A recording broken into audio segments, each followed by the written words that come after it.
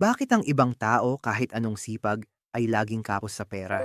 Habang ang iba naman, parang mas madali lang sa kanila ang magpalago ng yaman. Akala ng marami, swerte lang ito. O Uh-oh. kaya naman, ay kailangan mong maging sobrang talino sa math. Pero ang totoo, ang pagyaman ay hindi tungkol sa swerte. Ito ay tungkol sa sistema at mindset. Sa video na ito, hihimayin natin ang mga tunay na sekreto ng mga financially successful na tao. Mga bagay na hindi itinuturo sa eskwelahan.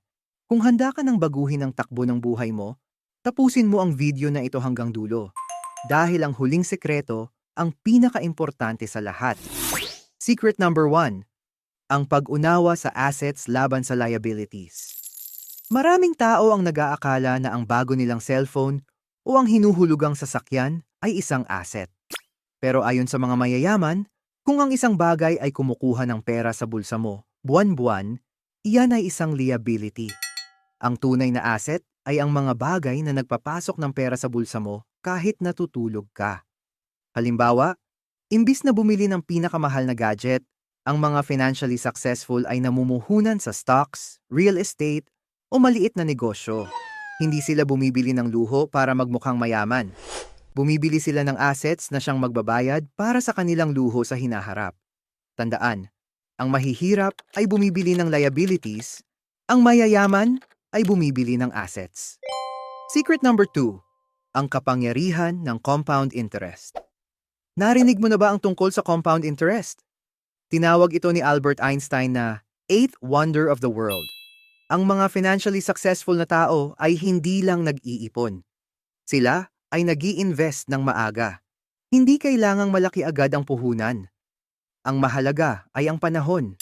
Kapag ang kinita ng pera mo ay muling kumita ng interes, doon nagsisimula ang magic. Sa loob ng 10 o 20 taon, ang maliit na itinanim mo ay magiging isang malaking puno na magbibigay sa iyo ng bunga forever. Ang sekreto rito ay disiplina. Ang hindi paggalaw sa iyong investment kahit nakikita mong lumalago na ito. Ang oras ay ang iyong pinakamalakas na sandata sa Oh, pagyaman. really? Secret number 3, huwag kang umasa sa iisang source ng kita. Ito ang ginagawa ng mga financially successful. Karamihan sa atin ay may tinatawag na active income. Ito yung kikitain mo lang kung magtatrabaho ka. Pero delikado ito. Paano kung mawalan ka ng trabaho o magkasakit? Ang mga mayayaman ay bumubuo ng passive income. Ito yung kita na tuloy-tuloy kahit hindi ka direktang nagbabantay. Maaaring ito ay dividends mula sa stocks, rental income mula sa paupahan, o kaya naman ay kita mula sa isang online business. Hindi ibig sabihin na kailangan mong magbitiw sa trabaho agad. Ang sekreto ay ang pagbuo ng mga side hustles na unti-unting magiging matatag na daloy ng pera. Secret number 4, ang pag-iwas sa lifestyle creep. Ito ang pinakamalaking bitag na kinahuhulugan ng marami. Ang lifestyle creep. Napansin mo ba? Noong tumaas ang sweldo mo, biglang dumami rin ang bayarin mo. Bumili ka ng mas masarap na pagkain, mas mahal na damit, at mas magarang gamit. Ang mga financially successful ay marunong magkontrol. Kahit tumataas ang kanilang kita, pinapanatili nilang mababa ang kanilang gastos.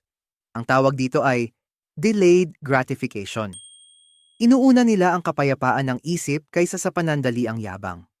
Mas pipiliin nilang magkaroon ng malaking bank account kaysa sa magmukhang mayaman sa social media. At ang huling sekreto, ito ay ang mindset. Ang pagyaman ay nagsisimula sa paniniwala na posible ito para sa'yo. Hindi ito nakukuha sa isang gabi lang. Ito ay bunga ng maliliit at tamang desisyon na ginagawa mo araw-araw. Hindi mo kasalanan kung ipinanganak kang mahirap, pero responsibilidad mo kung paano mo patatakbuhin ang iyong buhay pinansyal simula ngayon. Simulan mo sa maliit. Matuto. Mag-invest. At higit sa lahat, magkaroon ng pasensya. Dahil ang tunay na yaman ay hindi lang tungkol sa dami ng pera, ito ay tungkol sa kalayaan. Kalayaan na gawin ang gusto mo, kasama ang mga taong mahal mo. Kung may natutunan ka, huwag kalimutang i-like ang video na ito at mag-subscribe para sa mas marami pang tips tungkol sa pag-unlad. Hanggang sa muli!